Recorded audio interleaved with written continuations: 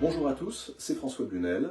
Je voudrais vous dire qu'aujourd'hui je pense à vous, particulièrement à vous en ces temps de confinement et de confinement sans accès au parloir.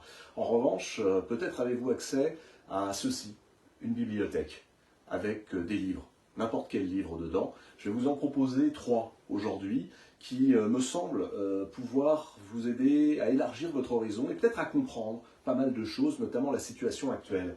Le premier, c'est un livre d'un écrivain américain qui s'appelle Jim Harrison. C'est peut-être l'un des plus grands écrivains d'aujourd'hui parce qu'il raconte les vies cabossées et la manière de les reconstruire.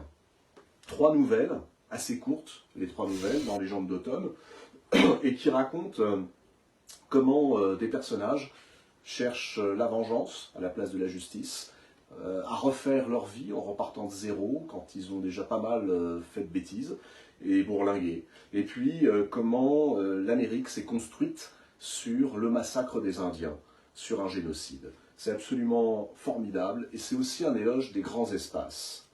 Un autre livre d'une Canadienne qui s'appelle Emily St. John Mandel, c'est un roman qui s'appelle Station Eleven. Il y a que le titre qui est en anglais, Station Eleven, et ça raconte un peu ce qu'on est en train de vivre, c'est-à-dire l'imprévu. Quand tout à coup, une épidémie, pas de coronavirus, mais de grippe, la grippe de Géorgie, s'abat sur la population et ravage 98 ou 99% de la population. C'est l'histoire d'une troupe de survivants, et le mot troupe est bien choisi parce qu'en réalité, ces survivants, ensemble, vont comprendre que c'est en jouant les grands classiques du théâtre, et particulièrement les œuvres de Shakespeare, de manière itinérante auprès des rares survivants, dans des endroits absolument apocalyptiques, c'est en jouant Shakespeare que l'humanité peut être changée.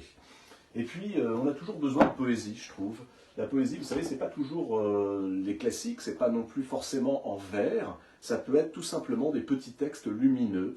Et voici un poète que je tiens en immense estime. Il s'appelle Christian Bobin, et vous pouvez choisir n'importe quel livre de Christian Bobin. Ce sont des livres toujours très courts, composés de très courts chapitres, une page et demie, 2 pages, qui racontent son rapport au monde, à l'émerveillement malgré la souffrance, à la beauté malgré la douleur, à la façon dont on peut se relever d'un deuil, dont on peut se relever d'une accusation, dont on peut se relever de la solitude. C'est absolument pas ce qu'on pourrait appeler la littérature feel good, qui console, mais c'est une littérature très puissante et qui, quand on l'aura lue, permet d'aller mieux et permet surtout d'envisager mieux la vie.